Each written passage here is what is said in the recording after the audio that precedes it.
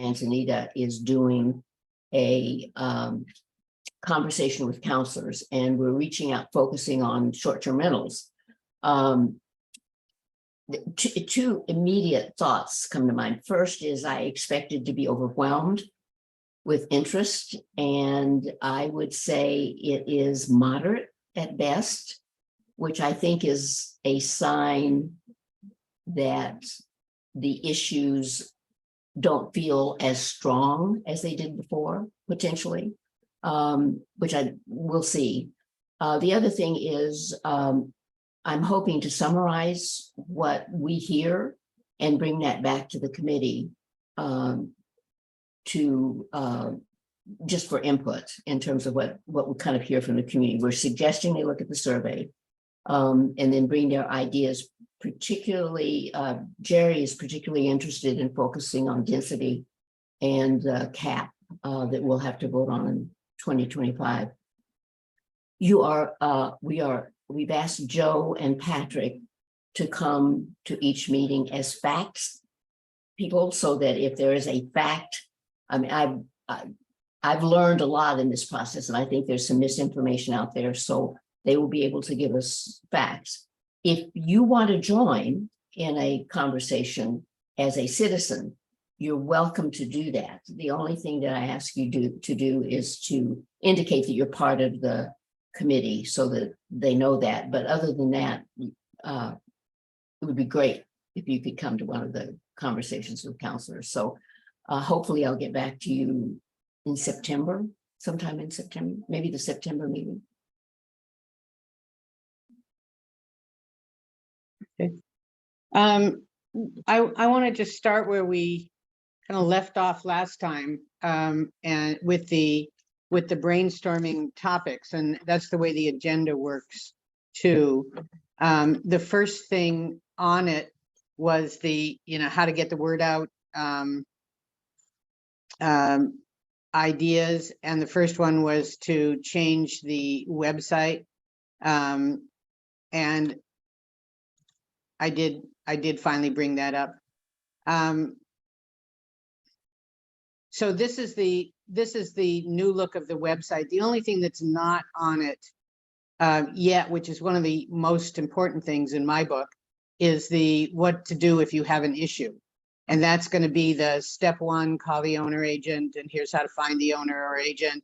And then step 2, call the code enforcement officer, and here's the number, and here's that just the steps to go through if you have a problem. And then it'll also include the complaint form that the police department and the city are working on. So we now have a code enforcement officer, right, Linda? We do as of today. Yay. Yay. And that person, male or female? Male, Max. Max, okay. His last name, but evidently he's local, so he lives in the region. Maybe Judy knows more than. I don't think Judy's on yet. Is she? Judy? She's there. Yeah. Okay. Yeah, he's local. Okay. And he's going to have a cell phone. I don't know any of the details. He's going to have a dedicated cell phone, so we'll be able to put that number, and that number will be on the complaint form. So that's what's currently missing from the website, but otherwise just going to show it to you a little bit. We've got the committee name people, the directory that shows the addresses, the policies as a click, the cleaning guidelines as a click, and here's the survey results. Oh, great. And when you go to the survey results, you've got the qualitative presentation, the quantitative presentation. This is Anupam and this is Patrick. The survey map that Michael did that shows the results in the little houses. That's great. And then the comments only. Also the presentation that was done in 2021 that showed all the ordinance 10.3 changes, presentations that were made. So that's what our new page looks like.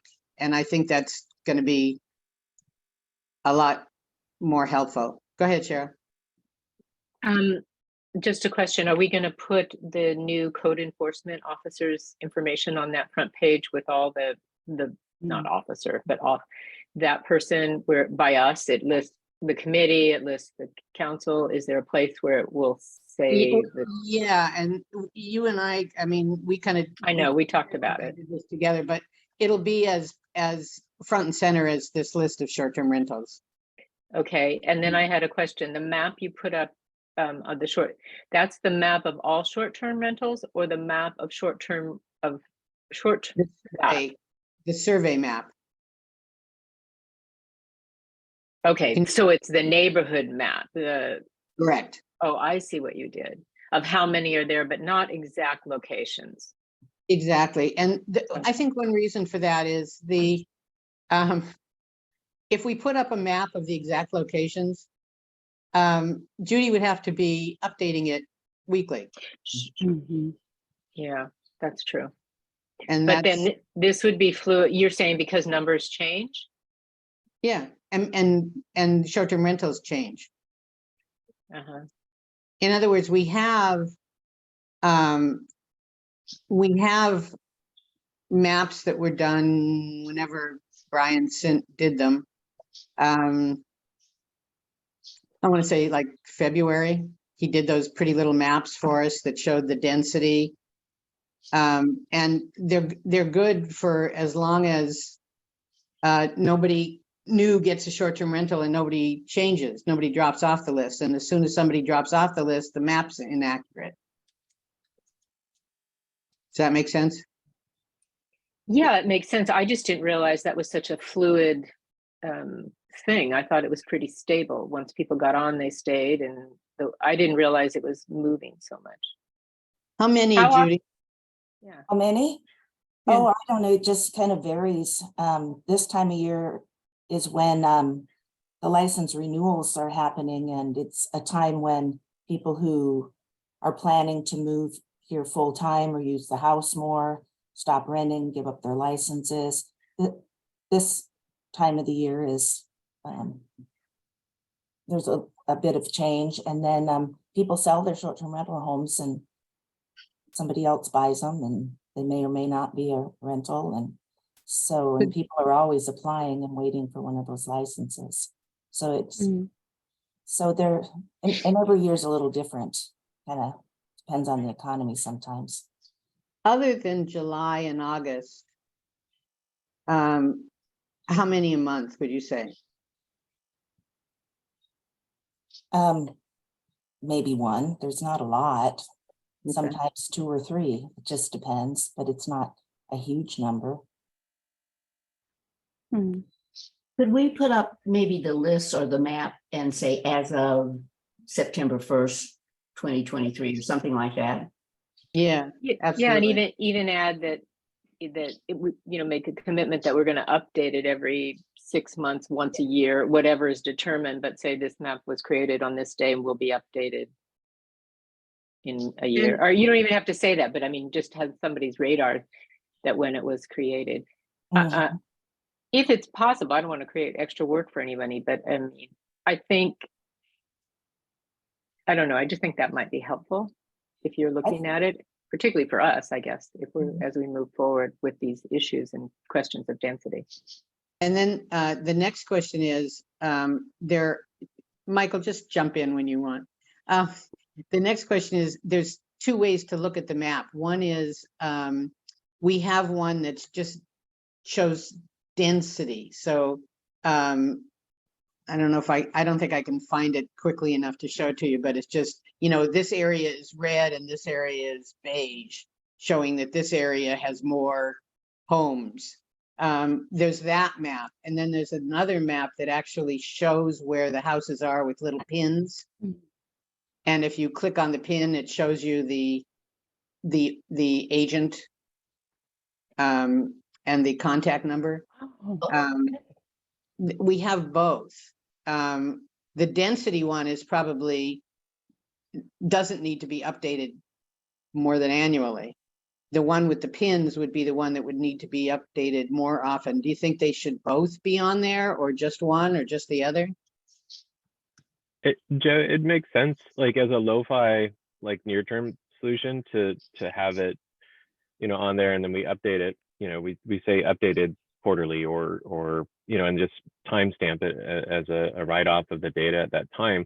But the spreadsheet that I think Judy might maintain that has all the listings there. I mean, that gets updated semi-frequently, I think, or maybe in real time as they fall on and fall off and jump on.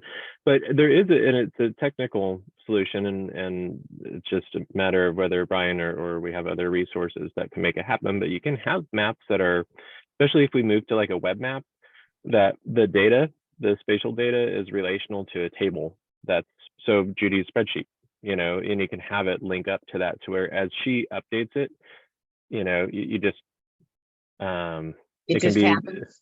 yeah, so it's a technical solution. So whether or not, like, again, it's just a matter of whether we have the resources to address that.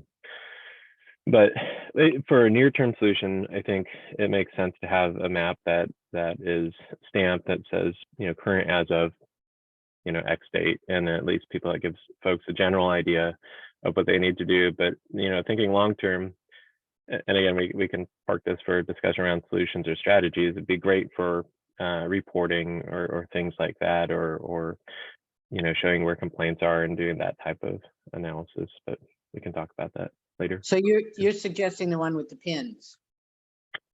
Yeah, I mean, I like that idea. I know some. I definitely look to others to weigh in on it, because I know some folks don't like.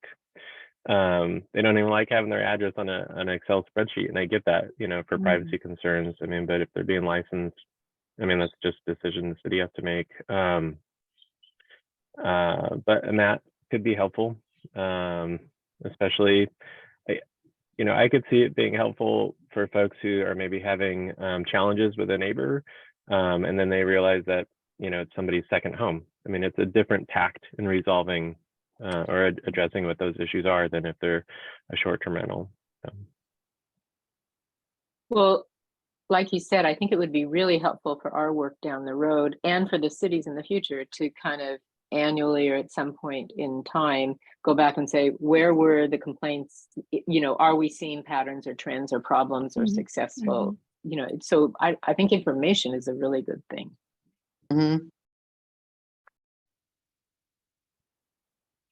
Anybody else? Are all complaints being tracked by Judy or at this time? I keep track of them. They're not on a You do. sheet or anything, but they Yeah. are tracked. But those are only the ones, Carol, that get to Judy. That get to Judy, correct? Yeah. So the code enforcement person would potentially be a really good person to track that, I would think. Again, but only the ones that go to the code enforcement person.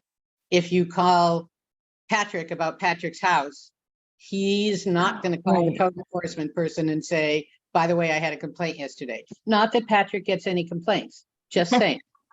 Right.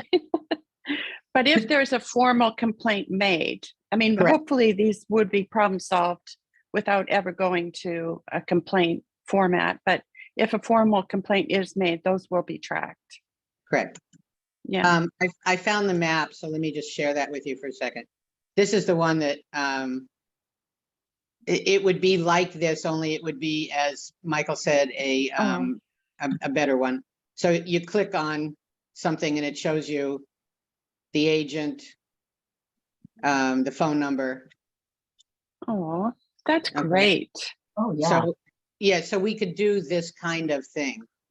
And it is, I did this one and I just tied it to the different areas by zone and to Judy's map, but there are definitely easier ways to do this than the way I just did that. Yeah. Joe, So real- what's the website? Oh. Carol? Go ahead, Cheryl. Well, you just said something. I had a question, and Carol, since it's license renewal time, or is there any process when the licenses are renewed?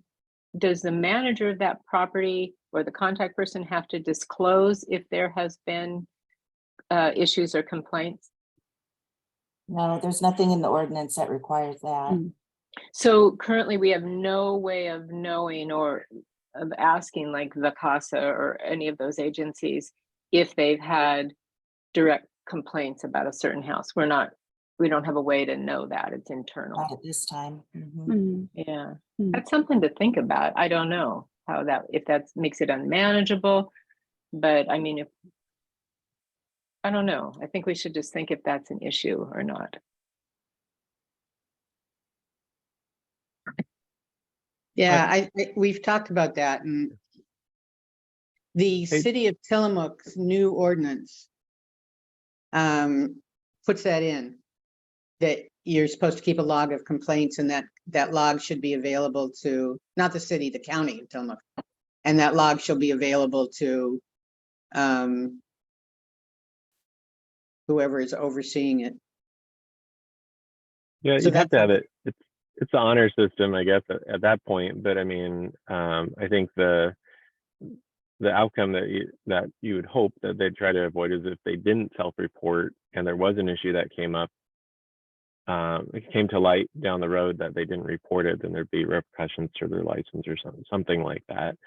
I could see that working. I kind of on this whole topic, back on the website where, you know, we're going to have the contact information for the enforcement officer there, but is there, we talked about it like an escalation, like a real quick graphic on there that shows, you know, contact the number, you know, of the on the signage, and you know, and provide a link to the Excel spreadsheet to where they could look it up on their street and say, oh, here's their number, if they didn't see it or didn't want to walk over there at night and look for it or something like that.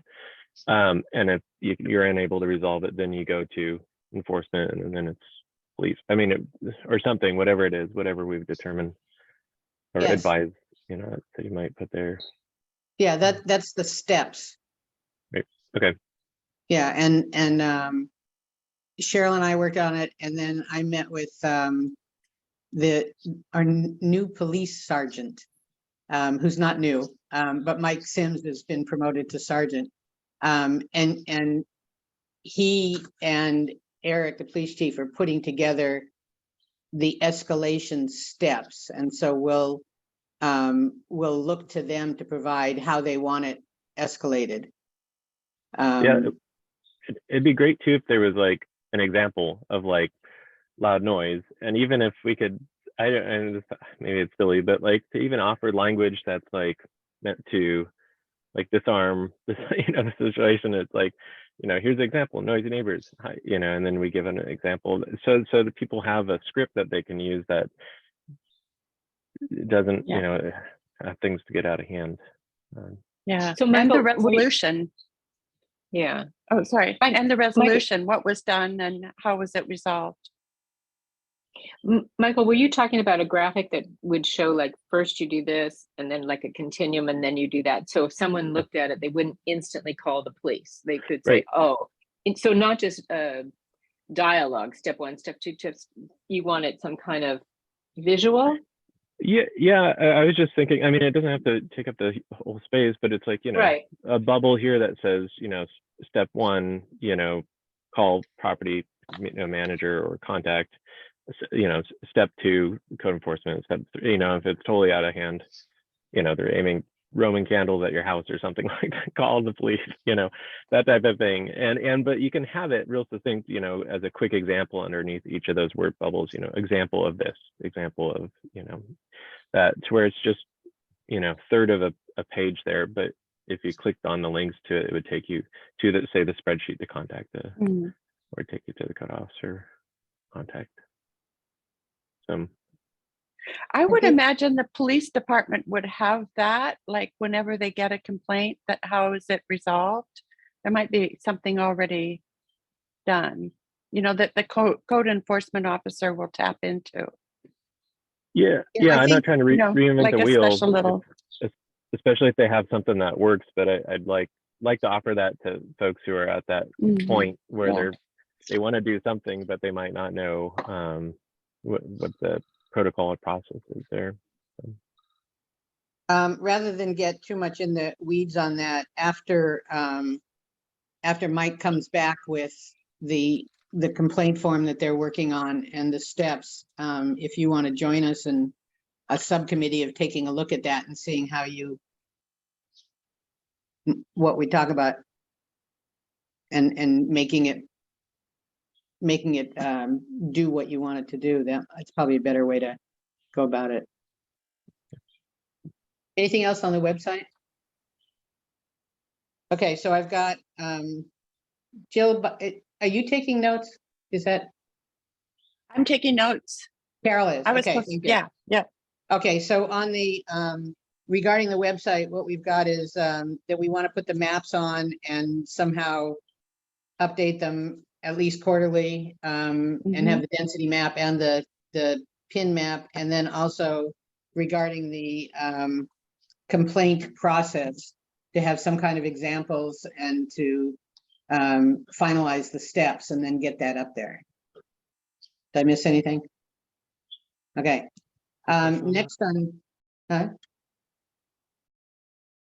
next on the list Can you hear is yes. Yes, we can hear you, Patrick. Just two thoughts on that. Number one, maybe just hold off on the creating a list of, what, like, too much detail about when you call the officer versus the code enforcement person. I think what we have up there right now is a good step. It's a lot of information. And I think I would be cautious about putting up too much information, which leads to the second point, which is maybe we just start with the pin map versus the pin map and the density map. I think the pin map gives both. And once again, just to have a Simple. Keep it simple. tight set of information, keep it simple. We have a reasonable, kind of package of things that we're taking care of. I think we're doing a good job. And we don't want to create more than we need, because everything we put up there has to be updated on a periodic basis. So why don't we just update one map every 3 to 6 Anybody, months rather than- anybody disagree? Okay, density gone. Good neighbor letter. Carol, I'm guessing that you want me to screen share? Yeah, the one that you did all those corrections on and whatnot, you have that, Joe? And did Somewhere. everybody get a copy of it? You sent it to everybody, so hopefully. I was hoping I did. Carol, did you It was- get the doc I sent you? I got the brochure document that you sent, Cheryl. It was a while ago that you sent another one with some suggestions. Yeah, So Like a I week, didn't. like a week ago? Oh, no, I didn't get that. I don't think. The latest Oh, one that okay. I got was from Joe, and then I made a whole bunch of suggestions just to shorten things. And there's still some things missing. For example, Jill's suggestion that we include a comment regarding fines if there's going to be a fine. And of course, the code enforcement officer hasn't been on board. Okay, let's go through it paragraph Yeah. by paragraph. I think that's probably the Yeah. easiest one. So, anything on the first paragraph, anybody? Yeah. I think the word culture needs some kind of brief definition, because there's something about that word where it's the culture of being a thoughtful and respectful neighbor, or a thoughtful neighbor and stewards of the environment, or those are the changes I sent you, but I don't know if Joe, you got them. I put them on the Google Doc, so I don't know who saw it. Oh, Right. I did Yeah, not see I saw that. that. I just think that, what is the culture of Manzanita? I mean,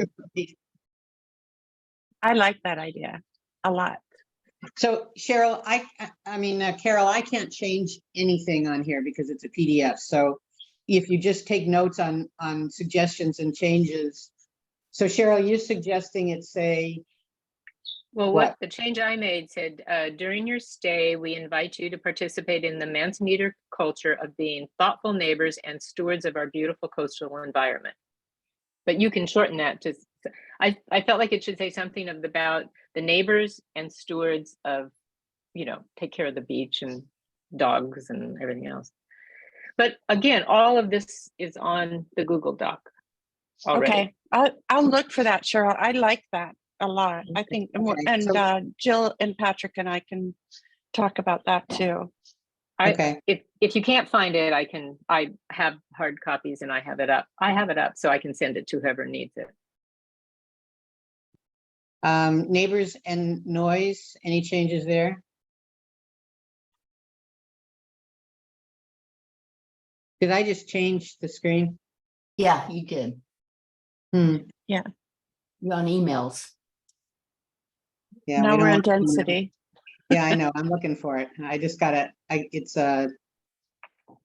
my screen is too big. Hold on.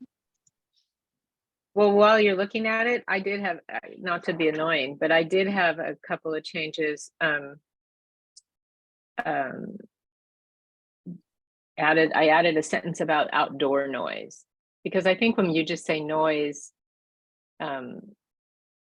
I don't know, I thought it was something to add that outdoor noises can be travel far, and that gets at those hot tub issues we talked about, or deck parties. Mhm. So it was just a little,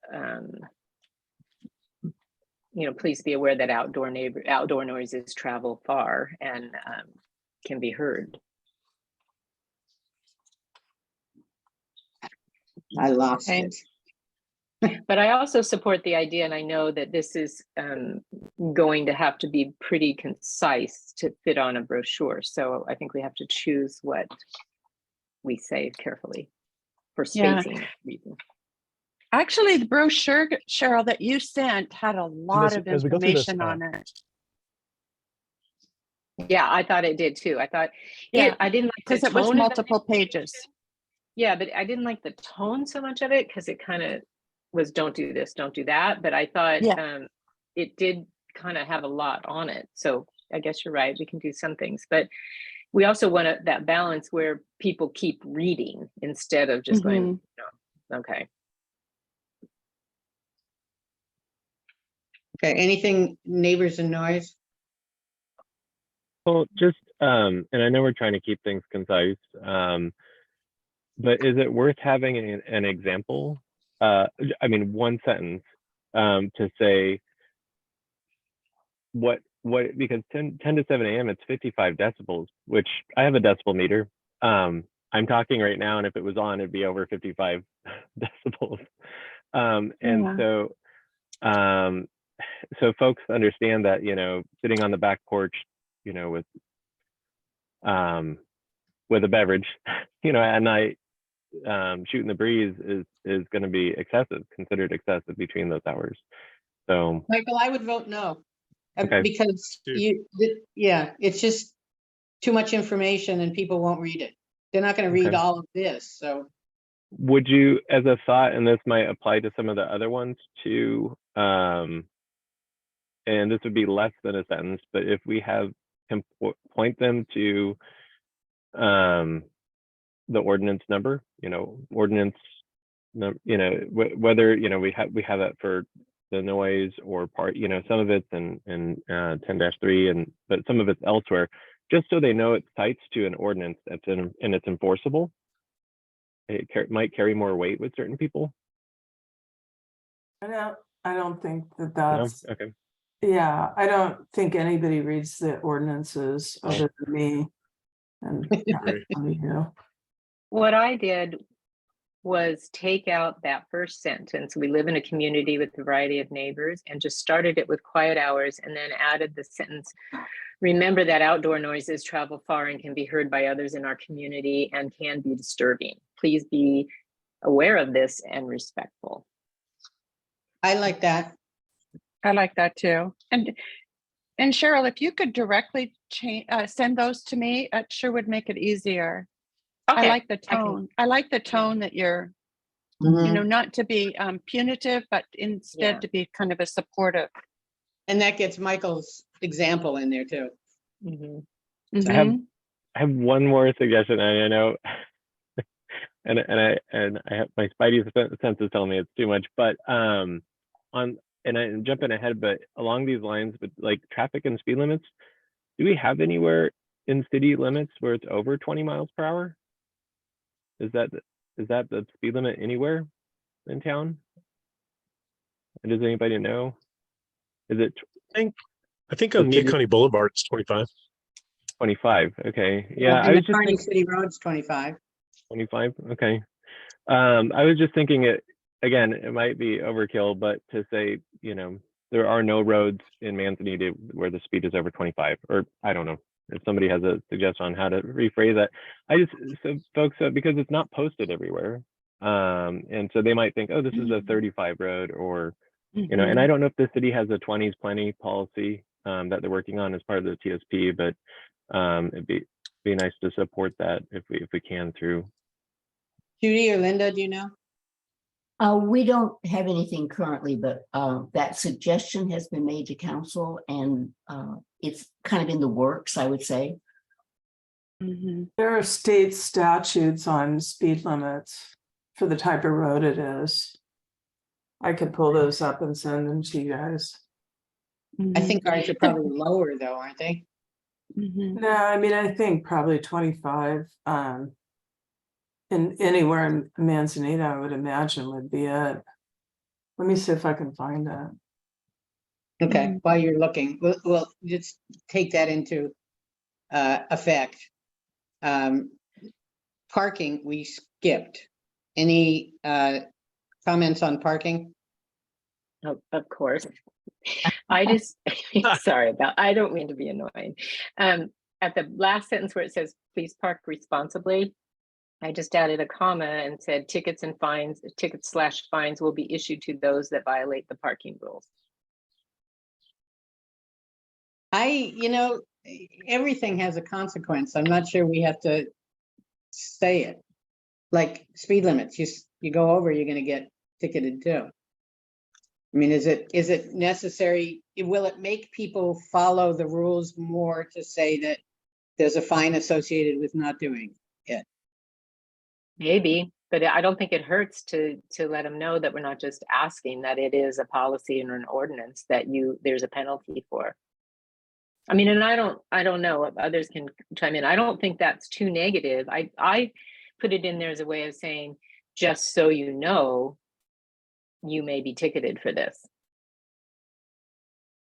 like On that. the brochure, Okay. on the brochure that you sent, Cheryl, it was at the end. Please keep in mind that you will be cited or fined by the city, or even immediately evicted by the owner for creating a disturbance or for violating any provisions of the city's vacation rental ordinance. And that was it was at the end, on the Okay. back of the brochure. And Okay. just kind of like what else should I know? Yeah. Please keep in mind that this is, so it's not contained in the body where people are reading. And I thought that was a really nice way to do it. But Jill, I think it'd be nice if Jill was involved in that. I like the first part of the sentence. I don't like the or. Yeah. And the reason I don't like the or is A, it's too strong, and B, this is gonna go in the visitor center and around town. And so it shouldn't be Okay. limited to short-term rental rules. It should be Is that what limited to good neighbors. Okay, is that what we're thinking right now, that it will be a brochure and that it will be available around town? Or I wasn't sure. That's what really. I'm thinking, but I'm a vote. Okay. Well, I think that's a very good question, because when I was reading it, I was thinking, like, who is this for? And so in my mind, it's because it's so broad, and it does talk about speed and pets and things that day visitors would utilize. Maybe we should friendly it up, and even at the beginning say, this is a good neighbor, how can a visitor, or something, so it's more inclusive of day visitors and short-term renters, so people kind of get And the lay of the full-timers. land. And And full-time. full-time, and full-timers, but Yeah. you know, they might not be aware of it, but just for general, I know that some of the things like garbage, you know, well, garbage and litter, I guess that applies, but the noise, I don't know. I mean, I think it should Yeah. apply. I think it should be out there for the public. I agree. And I think the way it's worded now, it is. And so your addition on the parking takes it back to short-term rentals, and that's why I would leave it out. Well, we can leave it out, but I don't think that's just for short-term rentals. I think if people park around town and block driveways and Oh, no, walkways- absolutely. Yeah. The part I meant to leave out is that you could be evicted from your short-term rental home. Oh, Yeah. Yeah. That sounds pretty harsh to me too, but well, that's what I said. That brochure, I liked the way it looked, but some of it I was Uh-huh. like, yeah, that's a Yeah. little intense Yeah. there. yeah. And Patrick and I talked about that. We want it to be inviting and try to engage people in being part of that supportive culture rather than, you know, say, don't do this, don't do that. Jill, did you find anything on speed limits in Manzanita?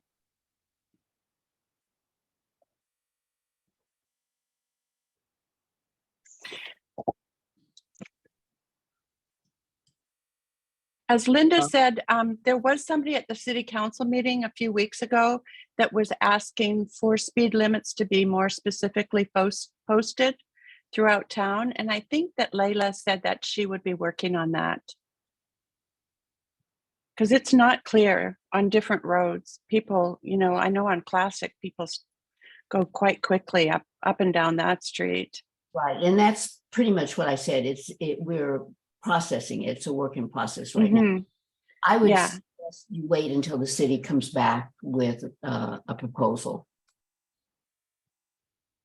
So wait to put out this thing or wait to put in? Yeah. So maybe we just make it general for now, and at some point it can be reprinted. When this, Yeah. when these, Yeah. I think there are going to be different speed limits. I mean, my Sure. guess is that in residential areas, it'll be 20 miles an hour, like it is on Lanita, and then on Carmel, it might be 25. I don't know what Classic would be. So I would just say abide by the speed limits or whatever you want to say. Yeah. Wait. right, Yeah. Yeah. And then at the end, we have the alert. And if you are not sure of speed limits, just slow down. And of course, it's all relative. If there's pedestrians, then of course you need to drive slower. So I Patrick? added to the end of that to remember a note about remembering that pedestrians have the right of way. Oh, Where be alert, So- slow down, and Mhm. remember that pedestrians have the right of way. okay. Thank you.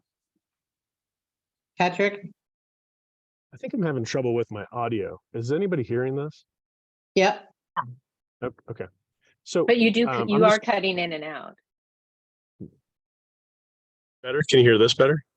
yep, Okay. So I'm gonna try it this way. So let me just toss out my 2 cents on this. And I'm probably coming at this from a different angle. And that's okay. I don't mind being a minority voter. But I like the idea that we're trying to fix all the things that are challenges when we visit or when we live in Manzanita. But I think some of the things we're starting to get into are a slippery slope, and they're more about the things that Linda and the council are involved in. I don't think our job really is to get everybody to be driving the right speed in town and those things. And I think it'll be nice to keep these things in a bullet point format tight, because to your point, Cheryl, earlier, who's our audience? In my opinion, our audience is the worst of the worst that end up renting short-term rentals and are causing pain for the people. That's why they said, let's look into this deeper. I don't know that we can fix Manzanita, but I think we can create a message for these people that gives them reminders to respect the house, respect the neighbors, and respect the city. And so I'm a little nervous that we're starting to go a little maybe toward the side of getting a little too detailed. And I'll say this second point, and Judy, I think you can chime in on this, and hopefully you will. I just saw the recent Orange annual contact. It's the MCA license. It's the annual renewal license that Judy gives out to everybody, and you post it in your house. What's fascinating is half of the things on this list are on that. And those have been in rental houses for decades. Mhm. And Judy, correct me if I'm wrong on that, but I mean, you can probably see half the messages that are here are on that list. So if that list isn't working, because that list is posted on every house, we need to think about, well, what is it about this message that we can do better? And maybe writing more is not necessarily the answer. So anyway, just those are my 2 cents. We're gonna fix this. We're gonna make something better. We're going to get something that is useful for everybody. But I think it's good to take a step back sometimes and just think about who is our audience and what's our goal. But I appreciate everybody's input. Everybody's sharing today is awesome. And I think this is a great group to come up with great solutions. And I also think, we're doing this, we're working through it. This is draft, I don't know what, CDE.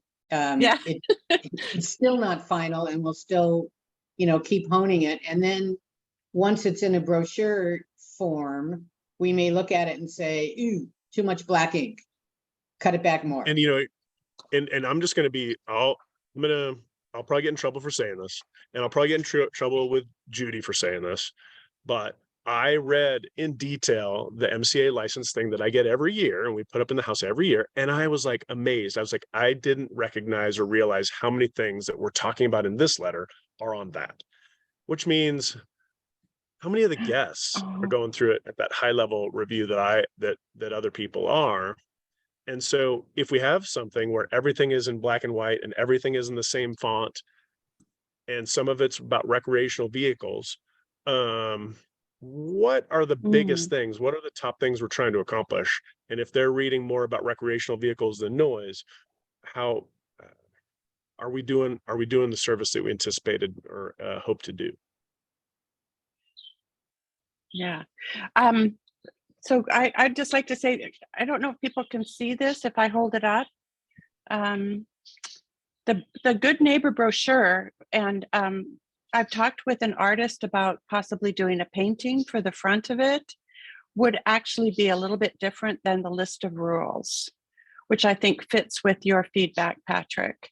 The Good Neighbor brochure that Cheryl had sent me, has a front, a middle, and a back, and this, yeah, and it would be, if we could do something like that and we could use TLT money to pay for it, I think it would be something that could be used like in the visitor center. And again, this one says for vacation rentals, but maybe we want it to say for all Manzanita visitors. Or say nothing, just a Good Neighbor brochure. Yeah, that's right, Joe. That's a good point.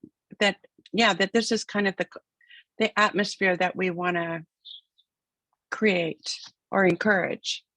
But I do think Patrick's right, though. Maybe at some point we need to prioritize because of fit, and even in the and maybe there are things that if we look at through the lens, like, are these only STR issues or are these neighbor issues, your visitors issues, neighbor issues, and even I think both Joe and Patrick mentioned it.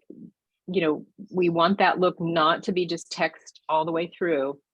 So when we get it on the template, I think we can then make adjustments. And some things may need to fall, particularly if they're on your license already, about the RV or about certain things.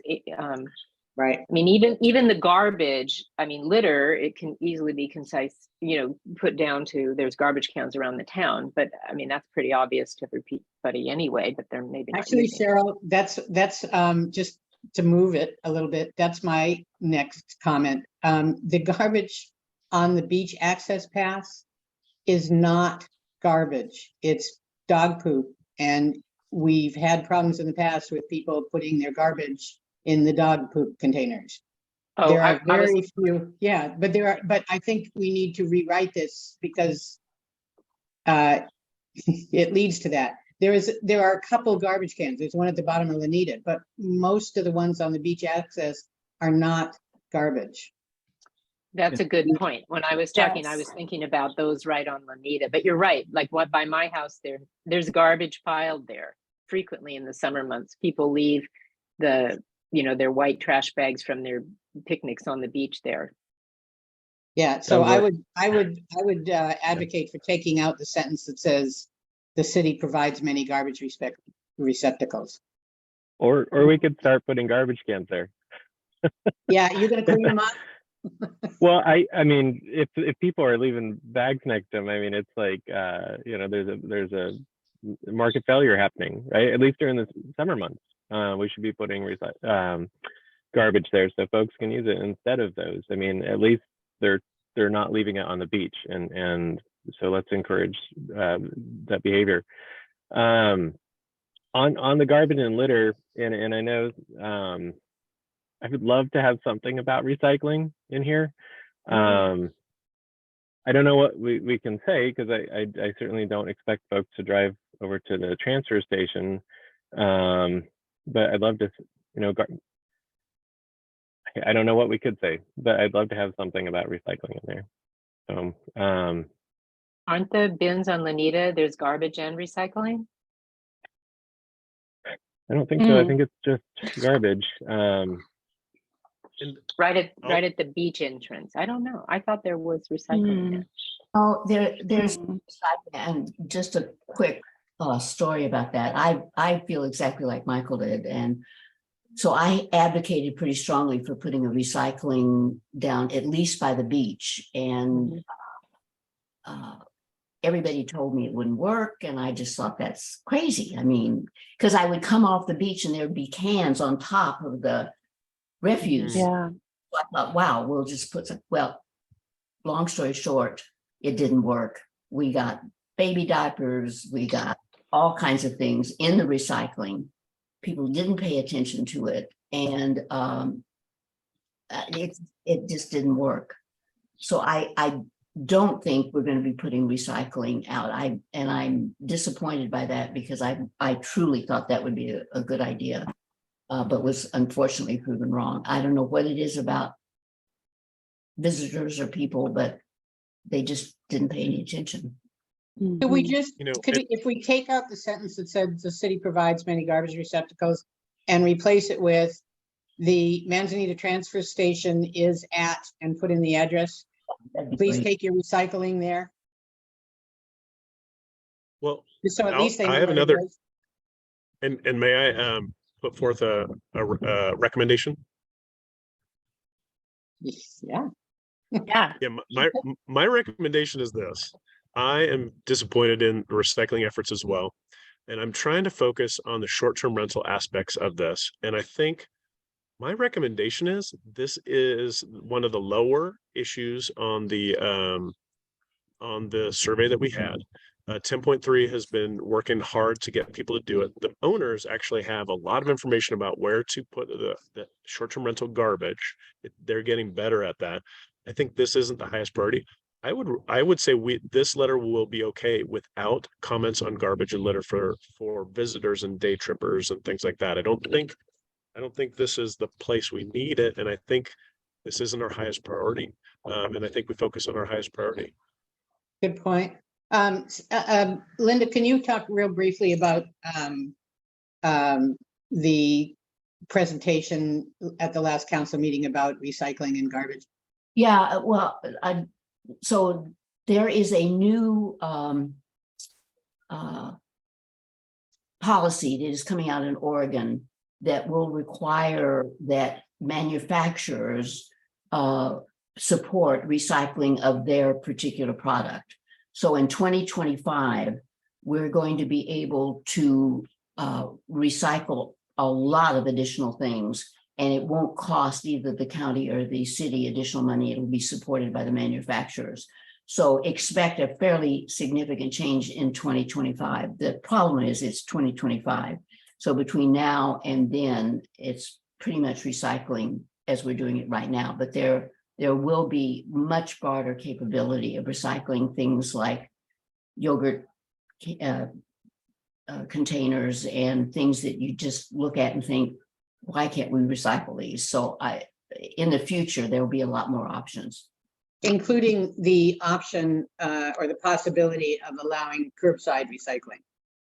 Potentially. Yeah, Potentially, yeah. Yeah. There also has been a lot of discussion in terms of the visitor handling, the different visitors that are coming, about having more garbage containers throughout the city.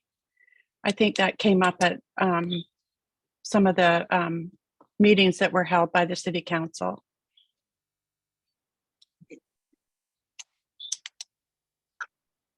That makes there's the plan for using TLT money. Right. Yeah. Yeah. That was my understanding, Linda. I don't know. It's well, how do you feel about Patrick's idea? Just leave out garbage because it's not a high priority for according to the survey. It's a high priority for the city and it's a high priority for me. But I think if the messaging for this, I think, is to get to the people who aren't reading through all the information they're given in short-term rentals and are bugging our neighbors.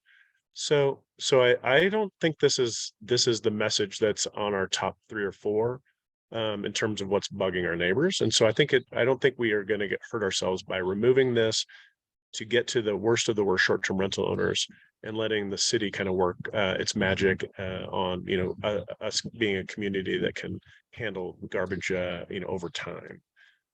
I really believe that this letter is kind of a tool for us as a team to give ideas about how do we make the neighborhoods more palatable for the residents and the folks who are vacationing here, because that's why I think they brought us in. They said, well, some of this is frustrating.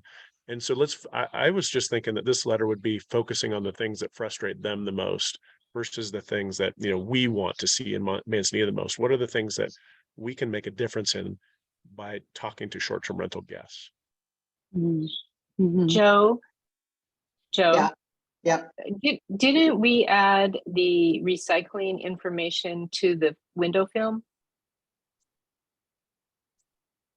I don't remember, but we can look at that and we can put it in there. Yeah. I think we did, and then that would kind of be a nice compromise because if it's in the rentals, Right.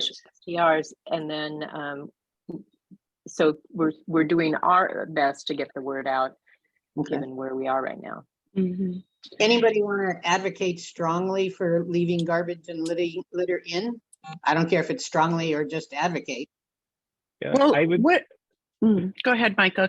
I You would go just ahead. say if we're not short on, I know we're trying to fit this in a brochure, right? And so if we have the real estate on the paper, I would leave it. I don't think it muddies it too much. I think we've got a pretty concise list here, and I hear Patrick. I hear what you're saying about trying to make a dent in the folks who aren't adhering to these already. But what's the harm in creating a vibe around taking care of your garbage, being on top of litter?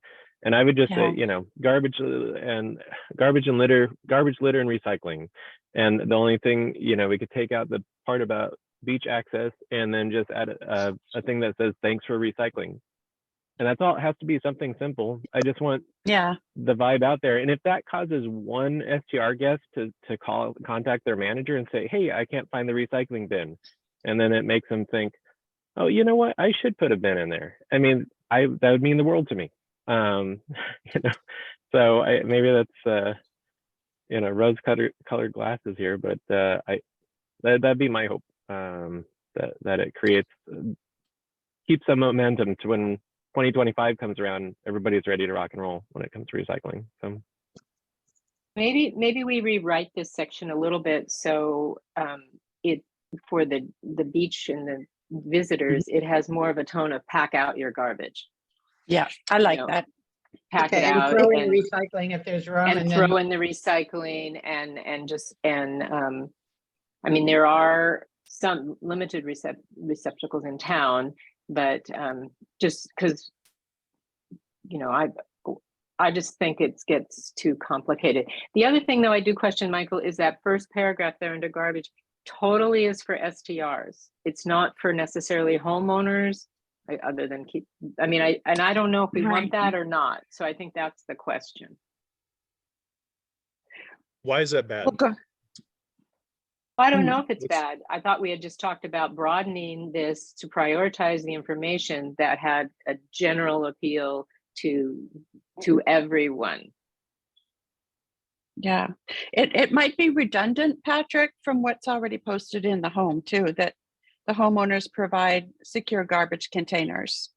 So I was thinking Again, of but- taking that I thought sentence this out. was a message for short-term rental owners. Or And owners, except that guests, it's- like, and part-timers and day Visitors, trippers and, day trippers. I mean, it well, just. so it- I guess I didn't see it. I didn't, so, and then now I guess I'm in the minority as Michael was in the last one, but I don't know that Hmm. that's our, that's what, it wasn't what we were brought together to do. I think that's outside of our range. I And think- so Yes, it is, but if we're putting out a good neighbor letter, and we want to put it in the visitor center, if we put it in the visitor center, it's going to be picked up by day trippers and by part-timers, and I think one of the things we got from the survey from the short-term rental owners was, if you're going to have rules and regulations, have them for everybody. If you want us to be good neighbors, everybody should be good neighbors. So it's kind of in that vein.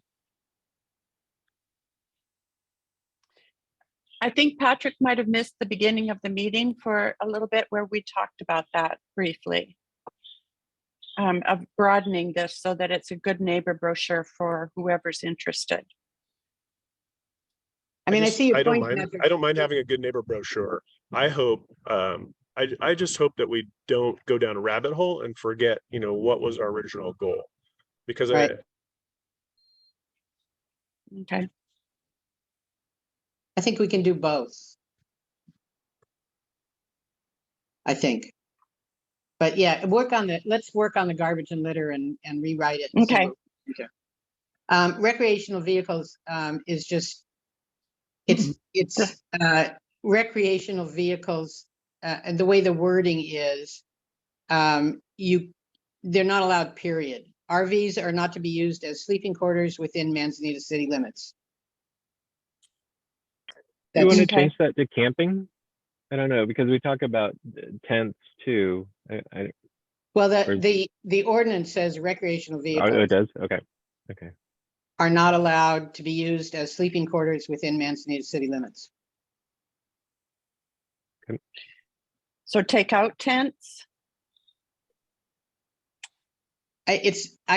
Judy, is there an ordinance that talks tents? I just know there's one that talks recreational vehicles. Thanks. So. I'm not aware of that. That would have to come from the police. Yeah, well, let's check on tents, but meanwhile, it has nothing to do with STRs. You can't sleep in a recreational vehicle in Manzanita. Okay. And with the tent question, would that be tents on the beach too? Hmm.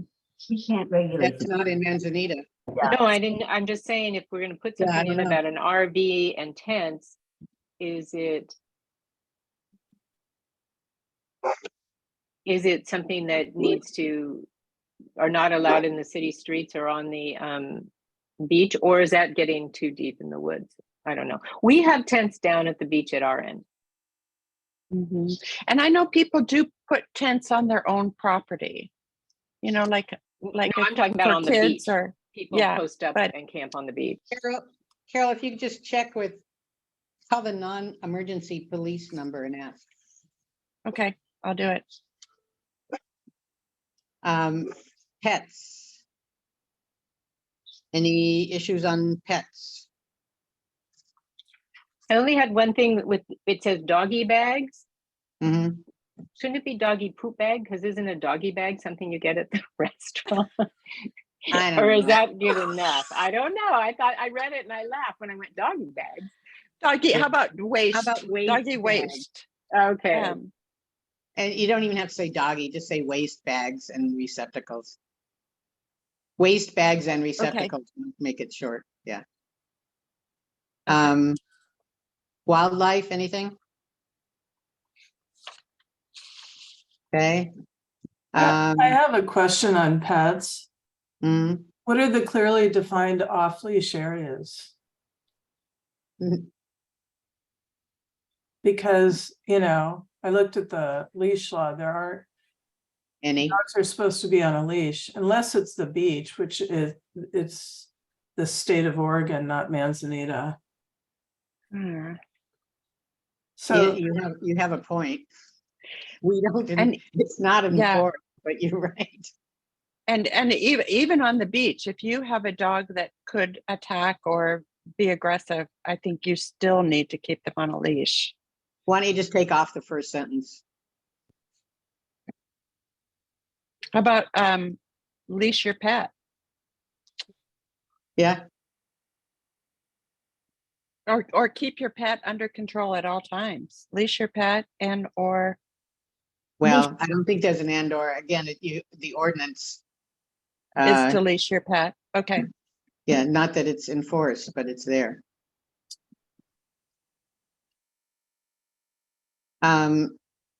Fires.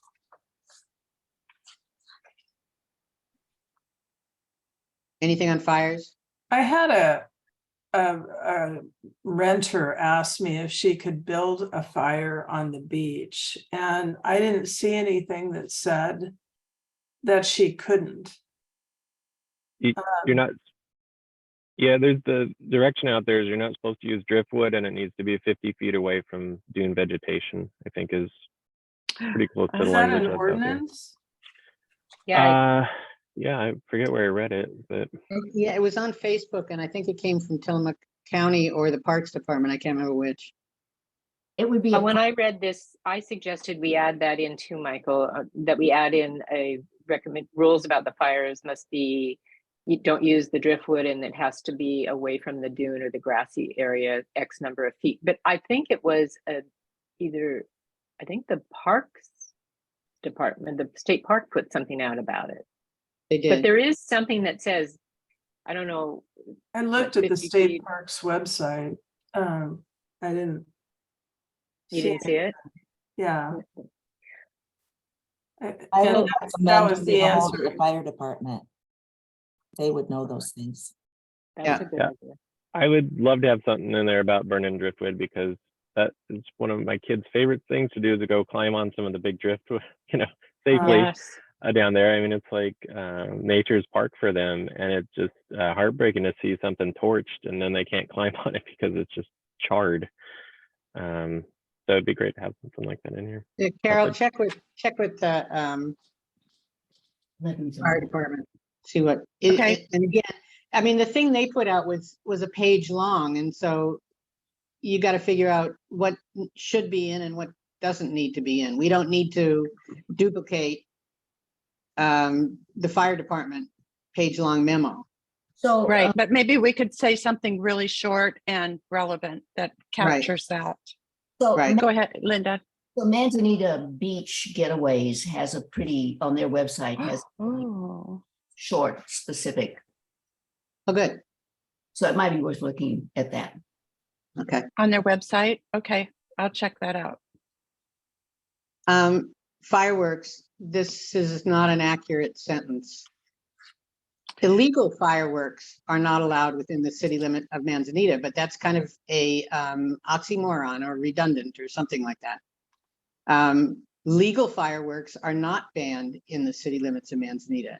You know, the little things that squirt on the ground and go up less than 6 feet. Okay, little sparklers or those kinds of things.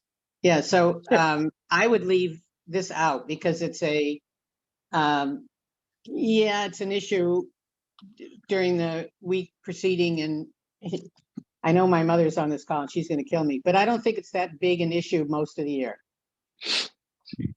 I agree. And Well, they are allowed in Manzanita, so it's kind of hard to word this. I think there's also lots of confusion, as I was confused this July, where the city of Manzanita ends and Neocani starts, because there, you came into town over the 4th with this huge flashing sign saying no fireworks, illegal fireworks on the beach. And then there was a huge firework display on the 4th in what to the uninformed eye looked like Manzanita Beach, but it was Neocani Beach. So I think we should leave it out because it's too hard to, I think it just brings up some confusion about where you do and don't do it, and what you can do. Okay, so to delete that whole section? Do you, Yep. do you agree with that? Okay, I- how about Linda? Does she? I agree. Okay, Yeah, Anybody my disagree? only comment on that is that every year I get asked by our guests what can they do, or what is their and I've reached out to the police department and fire department and given them my own comments on it, and so I don't know whether that's just best handled as a manager on a case by case. I mean, heck, it only happens usually those guests are here for the duration of the 4th, so why include it for the entirety of the year? A pamphlet that's going to be handed out the rest of the year. I agree. Can I go back to fires? okay, I was looking on the parks website, and what they say is beach fires are regulated by Oregon State Parks and are allowed only within dry sand at least 50 feet from any grass and driftwood. Michael would be happy to hear that. So that kind of tells. Maybe we could say that if a fire is on the beach, it must be within 50 feet of any grass or driftwood. Yeah, or That's- just that- repeat what you just read. Yep, just Yeah. state it. Well, we don't. beach fires. Beach fires are Fires, that's what regulated it by says. Oregon State Parks and must be, what was it, Jill? For my notes? And are allowed only within dry sand, at least 50 feet from any grass and driftwood. But we don't have to say that whole thing. I mean, I think if we just said any beach fires must be at least 50 feet from any grass and driftwood. Because I think the Okay. issue is, particularly with global warming and all the heat, that we not start a big fire. Yeah. You're going and it burns down Manzanita. Yeah, Okay. and I did hear people being very upset about smoldering fires left in clumps of driftwood, going back to Michael's comment about people tend to build a fire kind of in the shelter of a piece of driftwood, a big piece of driftwood. And that's been a concern. But if they can't build a fire within 50 feet of driftwood, it solves that issue. Right, exactly. I want to try to move on. Anything on tsunami preparedness? For the short-term rental one, I would put that on, Patrick, maybe this will help you. If you're going to do a brochure, on the front, you're going to have the good neighbor letter and the picture. On the back should be this for short-term rental issues. And the wording is just a little off on the is required to respond by phone or in person if necessary. And the way the wording is the owner must rectify the situation by phone or in person within 20 minutes. So I think it's important to get the must rectify the situation by phone or in person.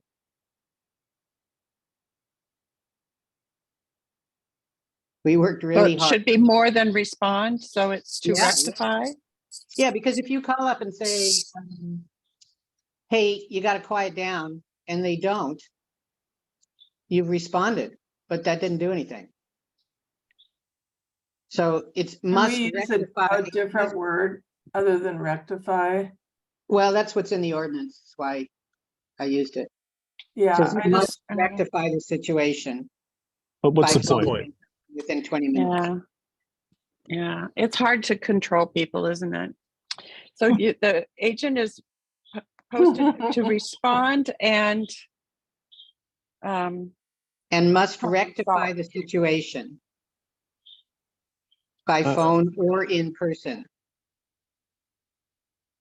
This doesn't sound like something we can put in short-term rental houses. Say that again, Patrick. You're echoing.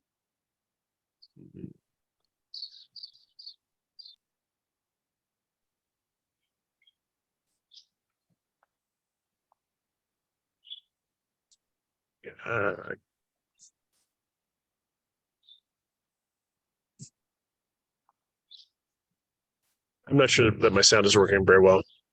You're yeah. good now. Mhm. But it's So you- but I understand what you're trying to say. We want something maybe a little bit gentler. I want something that reflects exactly what the ordinance says. Would the word resolve be, I know it's not the exact wording, but maybe a word that Sure. Instead of rectify, easily, yeah, resolve the situation. Yeah. yeah. I mean, prefer that. I mean, I just, from my experience, I try to dumb things down for people. I try not to use difficult words.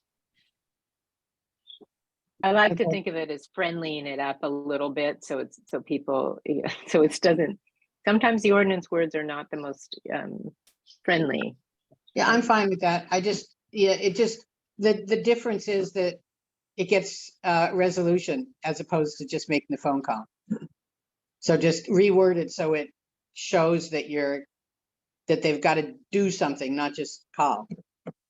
And say, okay, did that. This is a message for the owners though. And I think what we're trying to do is get the guests to do a better job. I think we've worked really hard on the owners and the managers, but I think this is a message for owners and managers. And I don't think it's really meant for the good neighbor short-term rental guest. Once again, I think we're going down a rabbit hole a little bit. Okay. I actually I push don't back a disagree little with- I bit. don't I disagree think with it's it, but good for them to know. It's the wrong audience.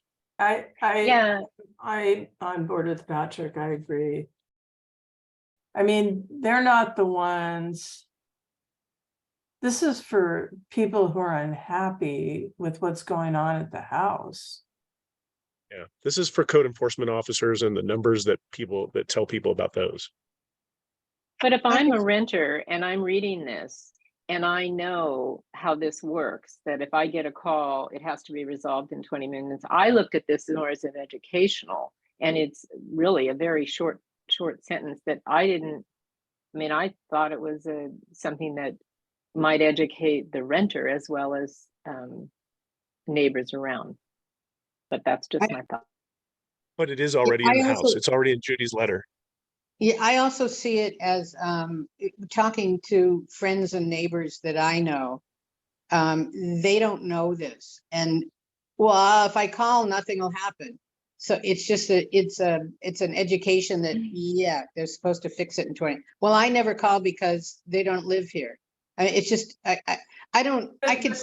I can see leaving it out and leaving the code enforcement officer and number in there. I think it does kind of the same thing. Who's it addressing though? Who's supposed to be making the call? Exactly. The full timer that picked up this flyer at the visitor center. And Or maybe even another short-term rental guest that has a STR next to them or on the block that is having an issue, and they're empowered to say, you know, they know they, you know, I mean, I could see it being used by folks who aren't STR guests or guests to help them feel confident. What if you took resolving it. out that sentence and just said, if you have an issue or complaint, call the owner and agent and or the code enforcement officer. I mean, it doesn't, either way, I think I like the idea of telling people that they're gonna be held accountable, but I'm not married to it strongly either way. So please call the code enforcement officer, call the number, the contact number. You know, what I do is if my neighbor's there, I just try to talk to the neighbor directly. Oh my goodness. We can work on that. Let our little group work on that with Patrick and Jill and I, and try to come back. If anybody has strong feelings about it, then we'll try to problem solve it. Okay. And Okay. Carol, maybe again, if there's space on the brochure, maybe we just drop in the graphic that was going to be on the website about how escalation works, because it's about messaging that we don't.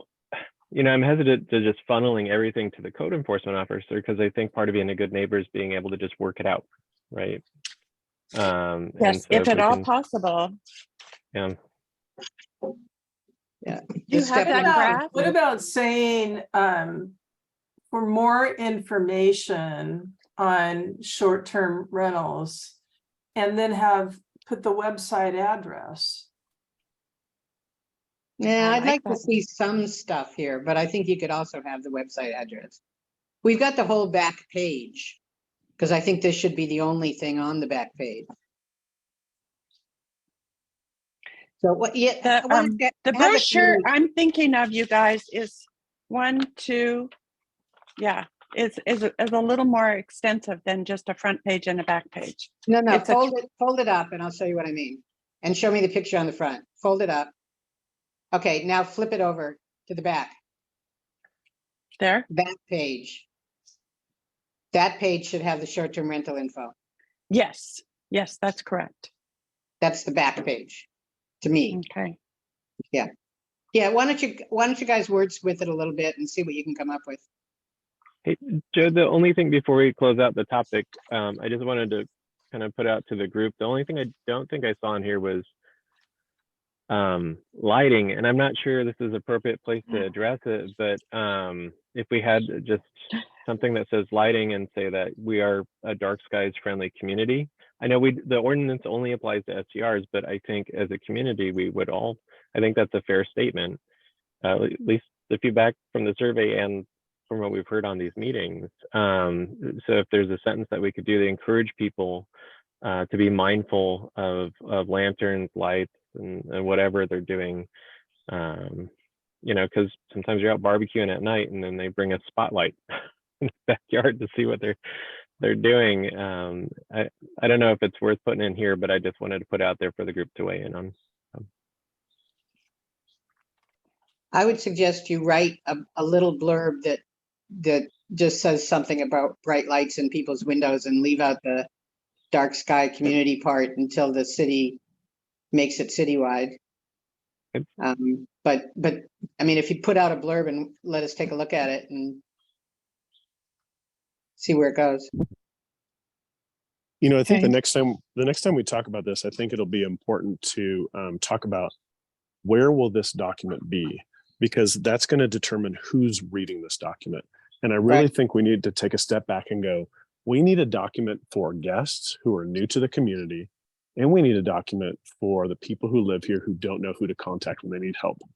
And what's Right. going on in this conversation a little bit is, I think we're taking all these helpful ideas and putting it into one document. But what that means is the people who live here are going to get half the information they don't need, and the people who are visiting are going to get half the information they don't need. And invariably, I think the messages will get lost. So I think a targeted audience based on where will this document be is going to determine what ends up in each of those two documents. And all these ideas we have today are great. They're outstanding. And I think we have 3 levels of things. 10% is maybe stuff that has come up and people said, maybe we don't need that in the letter. And then the rest, about half of it, is probably short-term rental guest specific. And the other half is kind of more about when people are frustrated here, who do they contact and what do they do and what are the expectations? But I don't think I'm very cautious about creating one document that includes all of that, because you're going to put people to sleep on both sides of the messaging. Well, I think that's a perfect segue to the next topic, which is the film. Which I think is the next, what do we want in everybody's house? And I know that Cheryl has to leave at exactly 11:30, and since she worked on this, I just want to get it at least going. I'm sure you can't read this because it's too small, so I'll make it bigger in a minute. But this is something that was suggested by Nan Devlin, who's the head of the Tillamook Visitors Center Association, Visitors, I can never remember the name of her group.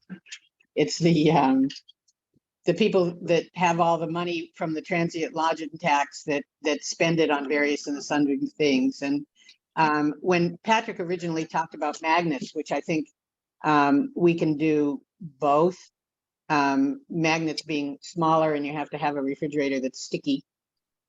This is a window film, and it's 6 inches by 8 inches or so. And it would go to anybody that wanted it in the area, and has not just short-term rental stuff on it, but just essential contacts. And so they would pay for the printing and for putting it out. And we could stick the short-term rentals on there up front and center, so that the numbers would be there on window film for people to call.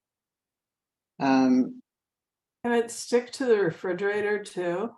No, well, I probably would. It's just a window film, you know, that the plastic stuff that you just adhere any place you want it and peel off anytime you want to.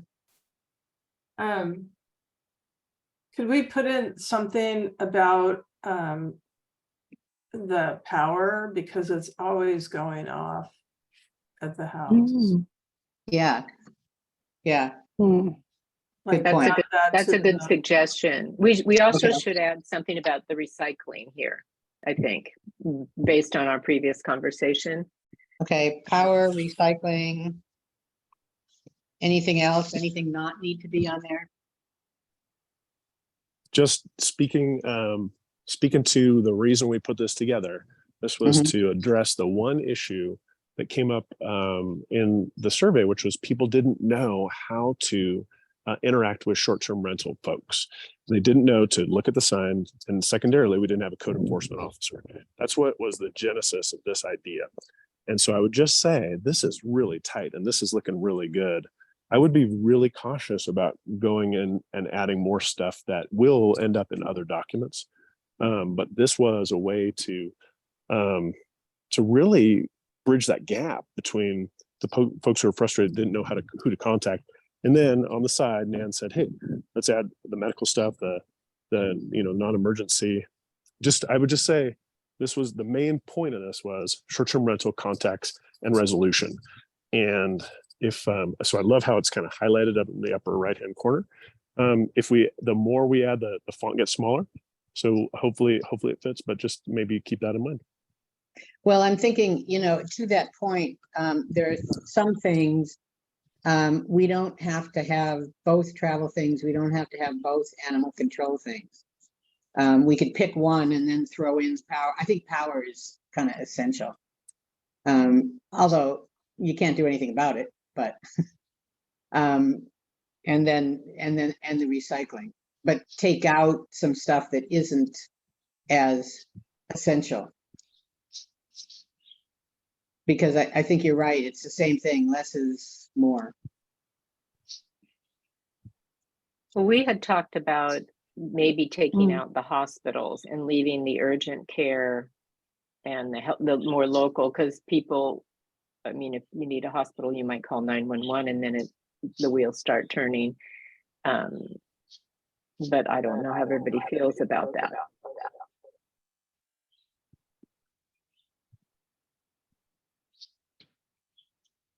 Anybody? I always, when I accept someone through VRBO, I send an attachment that includes information on where to seek medical care. So, and when you do you include, I just The include hospitals that or- Manzanita, you know, the urgent care on Neocony Creek Road. I think that's the only one. I'm not sure. I have to look up. the but I- Healing Bay Health Center is Reinhardt Clinic, by the way. It's Is it open 24 hours a day? Nope, neither is urgent Yeah. care. Oh. Yeah, that's the problem. On the weekends, we've had to go up to Providence Seaside for urgent care. So they have a Right. walk-in clinic and they also have the emergency room too. Yeah, So so does Adventist. right. Right. Yeah, But if it's a emergency, you just dial 911. yeah, but if you cut your thumb and you need stitches, you just get in the car and you drive up to the hospital. Have you seen my thumb, Joe? As that has happened to me. Yeah, Well, I don't know if I don't know that we need to. I'm just looking at the spacing on this, and I think you could leave it as is and then sneak a couple things under other and tighten up the spacing under other. If we wanted to do the power and waste / recycling, I think otherwise there's only two things off the top of my head that I could think that aren't on it. What are people's thoughts about both the county control for animals and the Oregon Department of Fish and Wildlife? TMI. Mhm. I Well- agree. Which is more important?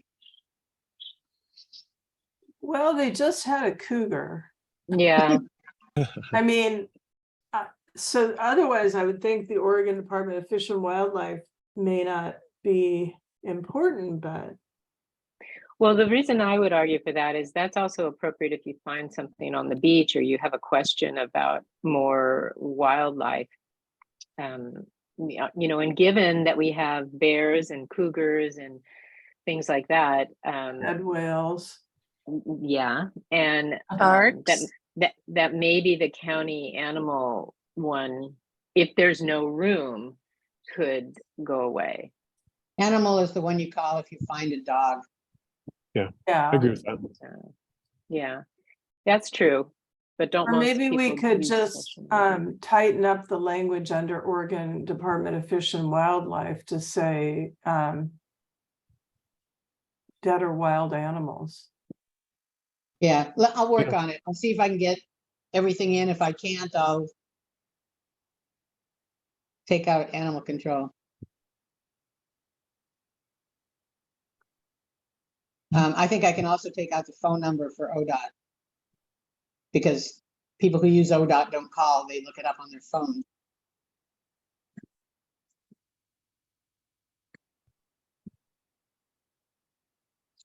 Do you want the fire department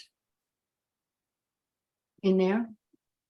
Do we, or do you call 911 if you have a fire? Well, if it's a fire, you call 911, but if you have a question about a fire on the beach or something like that, you may want to call the fire department. Would that be a Originally it was- non-emergency? That would be a non-emergency number then, right, Linda? Hmm. Do that. Yeah, Yes. yeah. Mhm. Do a they good idea. answer Yeah, that's on duty person. 24/7 or do they have hours? It's 24/7. You can access them, yes. Mm. But I would not encourage tourists calling them 24/7. I mean, that's.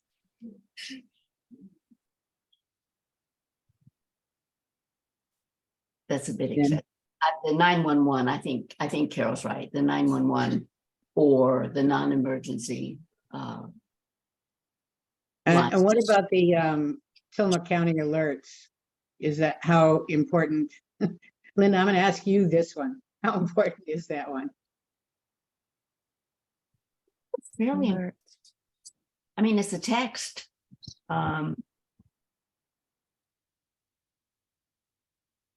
Yeah, from my standpoint, I think that's very important. Okay. Both of them, the sign up and the text? Or you have to sign up to text. Right. Does it prompt you to do that when you click on that link? You know, I don't know, let me do some research on that. I'll get back to you. Okay. Joe. Mm. Because if it does, then we can just leave out that part and throw in the fire. And- non-emergency my fire. Yeah, My recommendation is Nixle, not that one. So let me, Okay, I'll get back to you on that. yeah. okay, My thinking as a medical person, my thinking is it's important to have it be inclusive rather than, to have it be maybe more than people need and include the numbers. Because this is this kind of thing that will be used everywhere. I, as a Yeah. homeowner, would love to have this in my house. yeah, it's how small is the type. Yeah, Cheryl, I know you it have to looks go, so great. I'm waving goodbye to Yeah, you. Bye. I have to go. Keep me posted. Bye. Okay. Thank you, Cheryl. Bye. All right, so Linda, you'll find out about this Yeah, The I alert I thing. don't think that's the right address. Okay. So Okay. And I'll see if I can throw in the power and recycling somehow, and then we'll take another look at it next month. We In didn't get to dogs. The one thing that I want to say about dogs, just as kind of homework for next time. I don't know who I'm asking this of, partly Jill, partly Judy, partly Linda, and the group that's looking at dogs. The ordinance 10.3 for short-term rentals does not use the word dog anywhere. The ordinance on dogs for Manzanita says that the owner of the dog is responsible to keep their dog under control. So to me, anything we do has to be something that either changes that or acknowledges that. Because if the owner is responsible for the dog, you can't dun the short-term rental owner for having a dog renter that's pooped on the neighbor's yard. Because it's just not in there.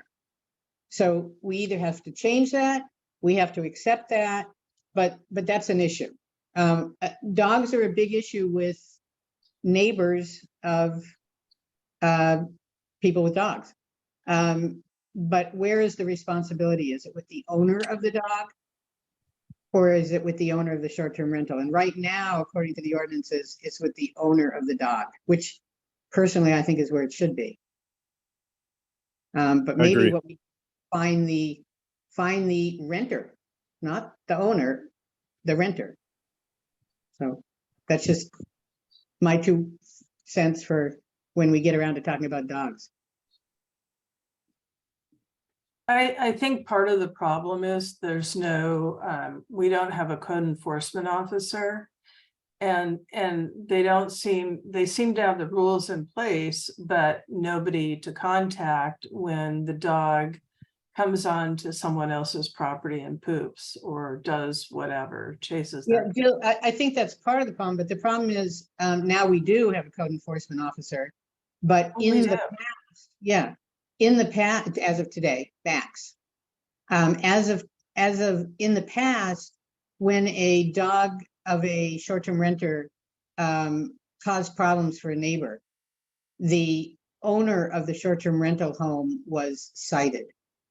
Oh, that's, And I I don't rent to dogs, but there's no way in Portland, I could monitor if I did rent to dogs, Mhm.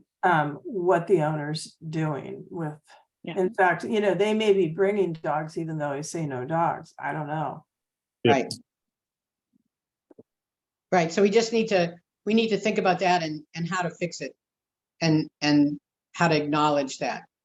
And if there are things that we can do to mitigate it within the short-term rental committee, fine, but with that understanding, with that knowledge. Yeah. In reading through the comments that were posted online, there were a lot of concerns about numbers of dogs. So it's not just one rental having one dog, it's some of the rentals are having 6 and 7 dogs. Right, and that's something we Which- can control. Mhm. Oh well. Yeah, or not, right? Anything else for Hopefully. today? Or next time, we'll look at another draft of the Good Neighbor letter, another draft of the film, and talk about dogs. And hopefully we can keep those first two discussions pretty short, because they'll be, we've discussed them quite a bit, and exchange, put them out on the, once the little group has worked, put them out to the big group, and we can all take a look at them and comment before the meeting, and that'll save us a lot of time too, Hey, Okay, I'll do Joe, that. as will Joe. I. Yep. Are we at the wrap up, not on agenda, next steps for next meeting point? Yeah. then? Okay. I just wanted, just because it'd be a whole nother month before we meet. I mentioned it at our last meeting, but I wanted to, and we can, take this offline and email between us all. But if it's out there already, feel free to point me to it. But I mentioned, I feel like it would be really helpful to have a statement from council on the guiding vision, for short-term rentals in our community. How do they fit here? How do we perceive them? Are they helpful? Are they something to overcome? What is it? And so I just wanted to, at some point, maybe as a group, if it's worth it, to put that question out to council, to have them get back to us. So there's that feedback loop here. We're doing a lot of good work here on our own, and that's what they've asked us to do. But I just want to check in on and make sure that we're following that the compass is that we're following that. In my notes, I had here that the guiding vision would be in alignment with the goals and policy found in the city's comprehensive plan that clarifies the role of short-term rentals within the 20-year planning horizon. And for example, this would be recognizing funding, revenue benefits, or constraints need to mitigate impacts to livability, supporting the positive aspects of short-term rental guests in our community. I would love to have a statement like that from council that helps guide, our efforts over the next, several years here. The other thing too, was I think it'd be great for us to develop a prioritization strategy. We dove right in on some of the low-hanging fruit. I think that's great. I think we can do that concurrent to some of this other stuff, but I'd love to have a prioritization strategy that helps us in how we develop policy and implement that policy. So, for example, prioritize policy and strategies using evaluation criteria that we've come together, or the survey results, or by cost or ease of implementation. So we can help chart a course for how we, kind of a work plan and how we start to address some of these. And then the last thing would be as we're starting to kind of gel around these policy areas, whether it's traffic, parking, noise, pets. I have in my notes sustainability. It'd be nice to have a framework where it was, what is the policy topic? What is our objective? What is some sample policy that we would, and then look at what the implementation would be. So ordinances, or, whether we group it into education, engineering, enforcement type of thing, to really lend some structure to what we're doing. So, and some process to help kind of tee up our discussions and the work that we do. So I think a lot of that may be answered by the conversations with the counselors. Yes. And maybe Yeah. a good way to at least start it, Michael, is to ask Linda if after all these conversations, if it's next month, it might be the month that the next month would be August 21st That's or the last- 18th. that's the last 18th. one. Yeah. Okay. No, our next meeting Oh, okay. is August 18th. And the last counselor meeting is the 21st. So Right. we may be looking at 2 months, Michael, before that conversation would take place. But a report from Linda on what happened.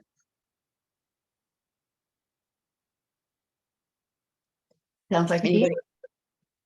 Anybody else for an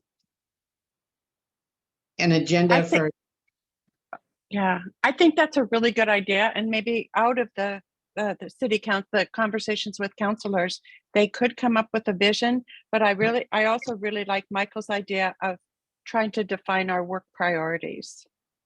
And I'll put that in the notes for education, enforcement, and then there was one other word that you included, Michael.